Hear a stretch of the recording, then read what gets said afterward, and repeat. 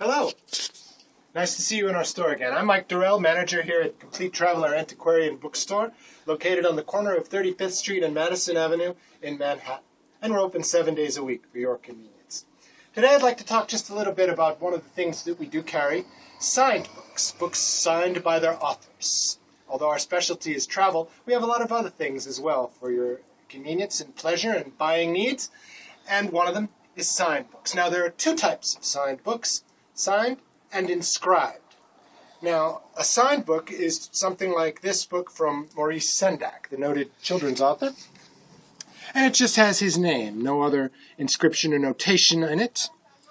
And that's to be differentiated from an inscribed book, a good example of which is here by Charles Addams, the noted cartoonist of Addams Family fame. As you can see, he drew an original drawing of Wednesday Addams, signed it, and wrote, "For Helen, can this be love?" That's an inscription.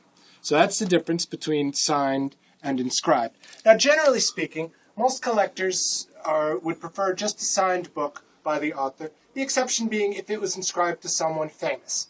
So if you had a book of poetry by Paul McCartney signed, "Dear Ringo, love that drumming," signed Paul, then that would certainly be a noteworthy collectible. But if it was signed to Joe Smith, maybe not so much.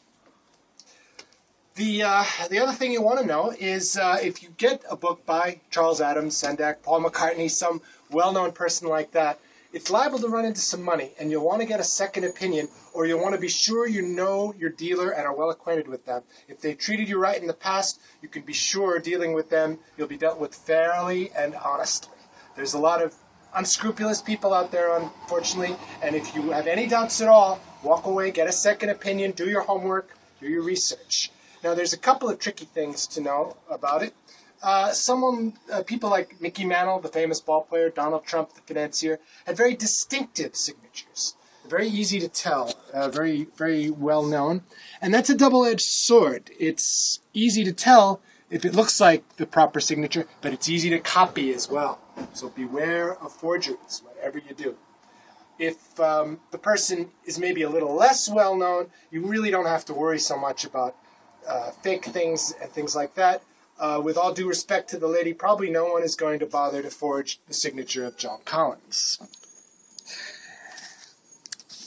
Now, the other thing that you've got to think about is facsimile signatures. A lot of times, especially in older books, the book publisher printed a signature facsimile, a fake in other words, as part of the design of the book, as a decoration. It's not handwritten and not a signature. So you've got to be careful not to mistake the two. For example, this memoir of the former First Lady is here. It has a facsimile signature. This is printed on here as part of the design of the book. It's the title of the book. It's not hand-signed. So you want to be very careful about that.